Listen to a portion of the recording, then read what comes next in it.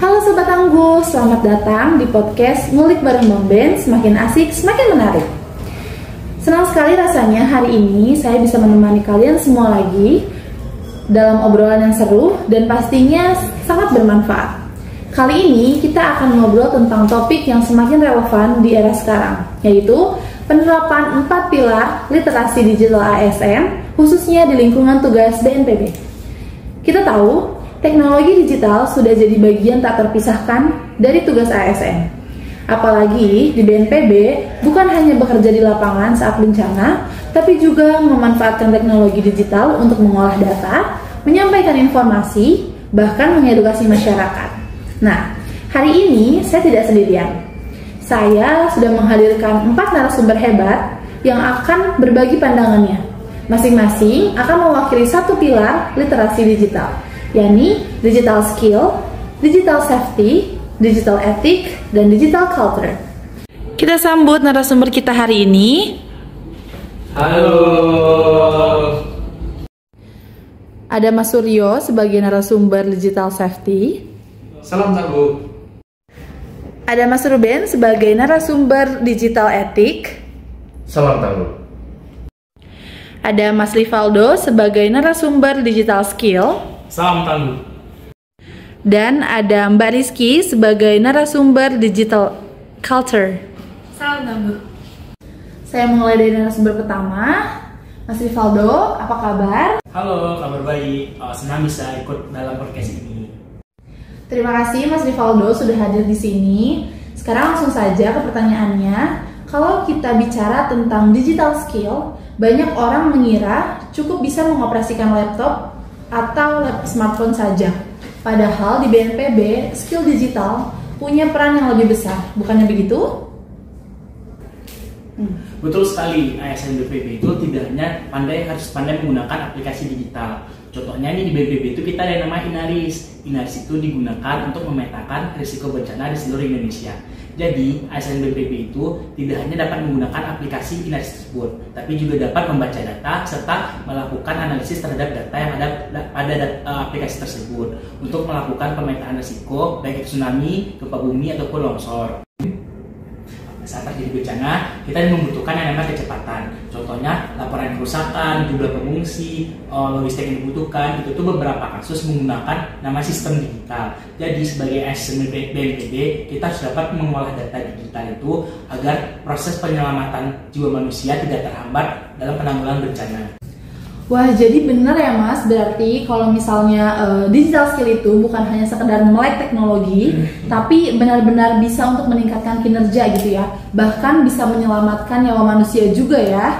Betul sekali, ASN BNPB harus menjadi garda terdepan dalam penggunaan teknologi untuk mempercepat respon penanggulangan bencana. Wah, keren ya. Bicara tentang respon bencana, data yang kita kelola kan banyak sekali nih ya. Terus pengelolaan data tanpa keamanan bisa sangat beresiko juga. Oleh karena itu kita beralih ke narasumber kedua. Untuk Mas Suryo, bagaimana pentingnya digital safety bagi ASN BNPB? Iya, benar sekali. Digital safety itu sangat diperlukan ya, apalagi kita di BNPB. BNPB itu memuat berbagai data. Ada data rumah, ada data penduduk, dan data-data lain penting yang krusial gitu. Nah, maka dari itu ASN perlu pemahaman tentang keamanan data. Contohnya enkripsi data, lalu bagaimana two-point factor, lalu bagaimana caranya supaya data itu terlindungi gitu. Sehingga ASN itu harus melek terhadap pengamanan data supaya data itu tidak bocor, tidak dimanfaatkan oleh orang yang tidak bertanggung jawab. Wah, menarik sekali ya Mas, apalagi di era sekarang hoax tentang kebencanaan itu sering cepat menyebar gitu ya. Iya, benar sekali. Di era penyebaran hoax yang cepat sekarang dan akses informasi yang sangat terbuka, kita perlu yang namanya hati-hati terhadap penyebaran informasi gitu. Apalagi sebagai ASN yang memiliki asas digital safety gitu. Contohnya pada saat tahun 2018 di Lombok itu ada kasus hoax yang disebarkan melalui media sosial, yaitu tentang adanya potensi mega tsunami. Nah, ini membuat kepanikan bagi warga setempat gitu, sehingga mengakibatkan juga adanya kesulitan dalam penanganan bencana. Yang terjadi kan harus ada pengkondisian isu setelah itu, di mana supaya masyarakat itu tidak panik. Nah, energi kita terbuang-buang di sana itu. Nah, itu yang mengakibatkan pentingnya kita dalam mengimplementasikan digital safety. Betul sekali Mas. Jadi keamanan digital ini bukan hanya sekedar untuk menjaga password sosial media, tapi juga menjaga kepercayaan masyarakat ternyata ya. Sekarang kita masuk ke pilar yang ketiga, yaitu digital ethics. Saya ke narasumber yang ketiga, yaitu Mas Ruben. Mas Ruben, kalau bicara soal etika, banyak orang yang merasa itu kan soal sopan santun saja ya. Padahal dalam digital, etika digital mempunyai peran tersendiri. Lalu seperti apa perannya untuk ASN BNPB tersendiri? Baik, dari etika digital sendiri itu menyikapi soal bagaimana kita bersikap dan berkomunikasi di dunia maya. Jadi kita sebagai ASN BNPB adalah teladan bagi masyarakat terkait seputar tentang kebencanaan. Kita di media sosial harus mempunyai adab ataupun etika dalam menyampaikan di hadapan publik. Jadi misalnya seperti saat banjir besar, kita tidak hanya menulis ribuan warga terdampak, namun kita harus memberikan rasa empati serta menyampaikan kepada masyarakat untuk menenangkan dan harus berbicara dengan lantang, menyampaikan secara tangguh. Begitu. Jadi etika digital itu juga soal bahasa ya Mas ya, bukan cuma sekedar benar atau salah atas apa yang kita lakukan gitu ya. Betul sekali Mbak.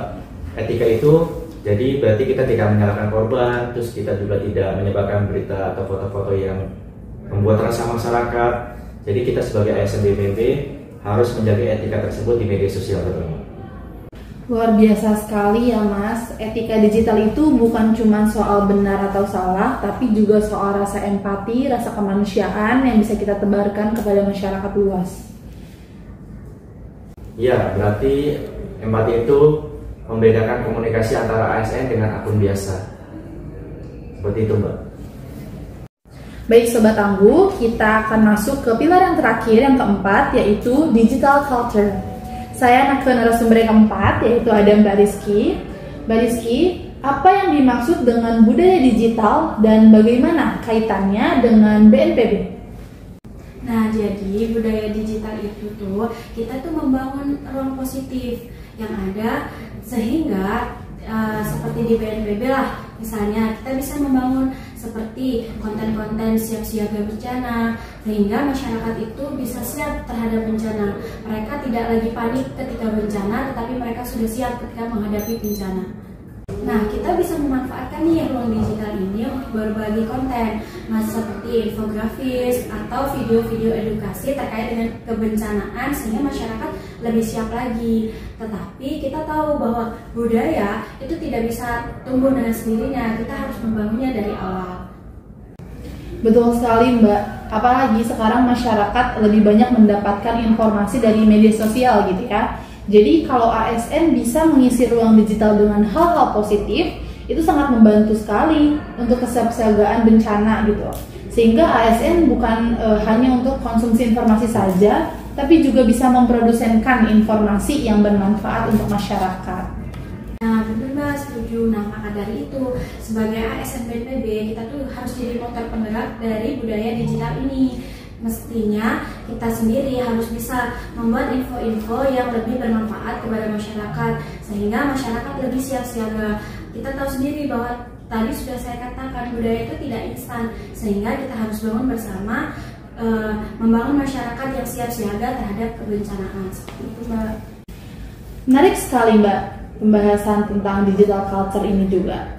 Kalau saya boleh tanya ke semua narasumber dari keempat pilar ini, menurut Mbak dan Mas masing-masing, mana yang paling menantang untuk ASN di BNPB dari keempat pilar tersebut? Baik, kalau menurut Mas Suryo nih sebagai narasumber digital safety, apa yang menarik Mas? Tentunya tentang digital safety ya, tentang penggunaan hoax itu sendiri. Karena ini sangat riskan dalam penanganan bencana. Oke, kalau menurut Mas Ruben sebagai narasumber digital etik, apa Mas? Kalau saya etika, karena menjaga empati di tengah tekanan itu tidak mudah. Betul sekali. Menarik ya Mas? Lalu kalau menurut Mas Rivaldo sebagai narasumber digital skill, bagaimana Mas? Kalau menurut saya pribadi itu adalah skill ya Mbak, karena kan teknologi ini selalu berkembang dan itu perkembangannya sangat dinamis dan cepat. Maka jika kita berhenti belajar, maka kita akan tertinggal dari perkembangan teknologi tersebut. Baik. Oke, yang terakhir, gimana menurut Mbak Rizky sebagai narasumber digital culture? Apa yang menarik nih Mbak? Nah, kalau dari digital budaya sendiri sih, menurutku dari budaya itu kita emang lebih susah karena prosesnya yang panjang. Membangun budaya itu tidak instan, sehingga membutuhkan waktu yang lama untuk membangun pribadi-pribadi yang lebih baik lagi. Seperti itu sih. Baik, terima kasih Mbak, Mas. Wah, ternyata semuanya punya tantangan masing-masing ya, dan yang menariknya tuh semuanya saling melengkapi gitu satu sama lain. Baik, Sobat Tangguh, luar biasa sekali pembahasan kita hari ini. Dari keempat narasumber, kita belajar bahwa literasi digital bukan hanya sekadar teori. Di BNPB, 4 pilar literasi digital itu saling mendukung dan melengkapi satu sama lain untuk tugas kita. Dengan skill, ASN mampu memanfaatkan teknologi untuk bekerja lebih cepat dan tepat. Dengan safety, data penting dan informasi kebencanaan tetap aman karena terjaga kerahasiaannya. Dan dengan etik, kita bisa menjaga kepercayaan publik dengan memastikan komunikasi yang empatik. Dan dengan culture, kita bisa membangun kesadaran masyarakat yang lebih tangguh menghadapi bencana. Kalau semua ini dijalankan, maka ASN BNPB benar-benar bisa menjadi agen perubahan. Bukan hanya di dunia nyata, tapi bisa juga di dunia digital. Terima kasih untuk semua narasumber yang sudah berbagi pandangannya. Dan tentu terima kasih juga kepada Sobat Tangguh yang sudah mendengarkan podcast ini. Dan ingat, jadilah ASN yang berakhlak, cerdas digital, dan selalu siap untuk Indonesia yang lebih tangguh menghadapi bencana. Sampai jumpa di episode selanjutnya. Sekian dari saya. Dadah!